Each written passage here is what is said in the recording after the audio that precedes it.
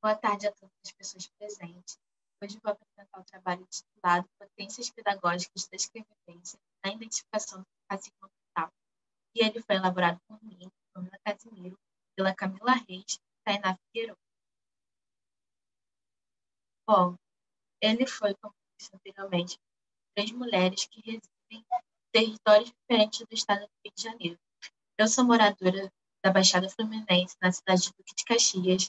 A Camila foi nascida e criada na cidade de Niterói, mas atualmente está morando na zona norte do Rio de Janeiro. E a Tainá também nasceu no Rio de Janeiro e mora na zona norte. Bom, a nossa escrita, ela pretende apresentar as potencialidades da escrevivência como método na formação do sujeito pesquisador e fundamentação teórica e prática. Com ela, identificamos momentos que o racismo ambiental se manifestou no território estudado e também outros processos como o da subalternização. Com isso, percebemos que a investigação científica e a produção de conhecimento ela está distanciada dos contextos periféricos, os quais possuem saberes que são deslegitimizados pelo ensino superior.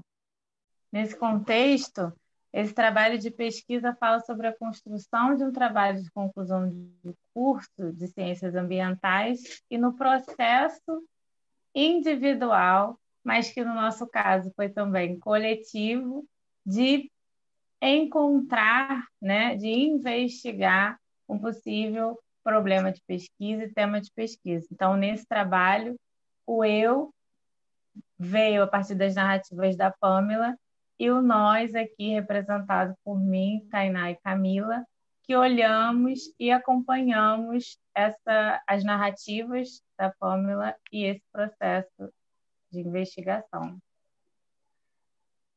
A gente busca acompanhar a partir da escrevivência proposta por Conceição Evaristo no seu mestrado em 94, 95, e também pela professora da UFRJ, a Giovana Xavier, que nas colunas do Nexo Jornal traz a ideia da escrevivência acadêmica. Então, usar esse método de escrita proposto por Conceição Evaristo como não só um método de escrita, mas um método de análise de dados, geração de dados, e de trazer a voz de mulheres e outros corpos subalternizados para dentro da construção do conhecimento científico.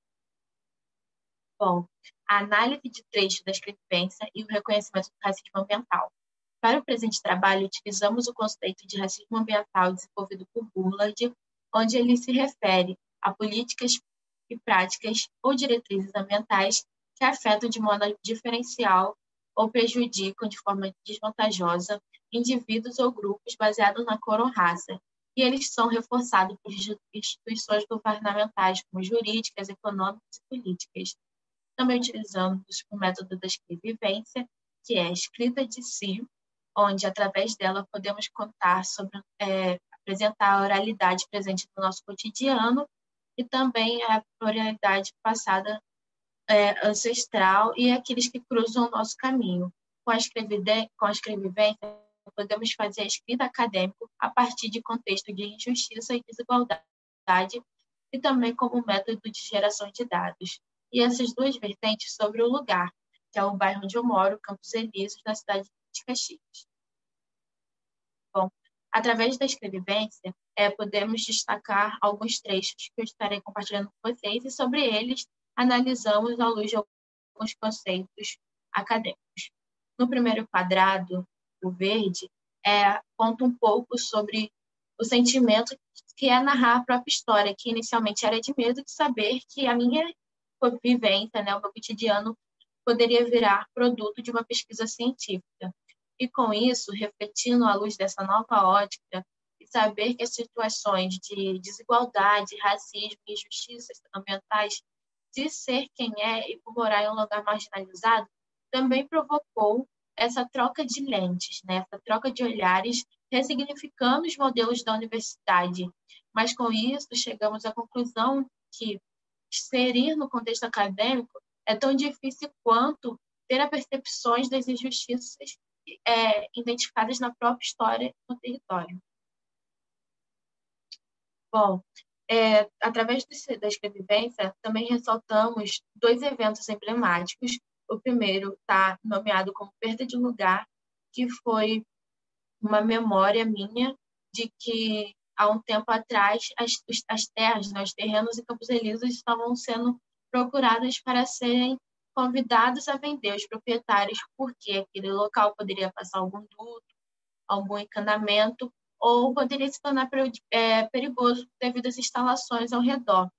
Então, o proprietário era convidado a estar vendendo seu terreno, e que nos leva a pensar que história tem um preço, a nossa relação com o nosso lugar, com o nosso bairro, com o nosso quintal tem um valor, e com isso foi desenvolvido esse sentimento de perda em mim, juntamente com o de medo de perder a identidade, perder contatos, vizinhos, e uma realidade que eu já estava inserida. O segundo foi marcado pela oralidade e a presença da escrita através das histórias contadas pela minha avó, onde ela contou para a gente sobre a explosão da refinaria, uma das primeiras, que ela estava presente e que sentiu muito medo e pôde presenciar todo o caos, devido às pessoas saírem correndo pelas ruas, acontecendo na madrugada, muita gente nua, desesperada e com medo do que poderia acontecer. Com isso, ela deixou conselhos para a gente, sempre dormir vestido, sempre ter uma bolsa com documentos próximos, caso esse evento se repetisse, né? E isso se instalou dentro da comunidade com medo da presença, né, de indústria, de explosões e tudo mais. Sentimento esse que foi perdido com o passar das gerações, e morar em um bairro industrial já caiu na normalidade, né? Já se tornou uma coisa cotidiana e não é mais tão pensado e tão temido quanto antigamente. E para exemplificar melhor, também fiz essa linha do tempo da minha sobrevivência, que teve início do meu nascimento até os dias atuais, que está representado pela conversa com a minha rede de apoio. E a gente escolheu colocar desde o nascimento, pois eu já estava sofrendo os impactos das injustiças, né? Desde que nasci, mesmo não tendo consciência e reconhecimento sobre essas mazelas, coisa que aconteceu a partir do ano de 2016, quando ingressei na universidade, na Unirio, eu pude reconhecer esse racismo ambiental no qual eu já vivia, e com isso pude começar a discutir e a pensar sobre. E o potencial pedagógico da escrevivência na divulgação científica. Bom, através da vivência, da oralidade, da escrita principalmente, eu posso me dialogar com os meus semelhantes, posso dialogar com aqueles que não têm facilidades de entender conceitos acadêmicos, como zona de sacrifício.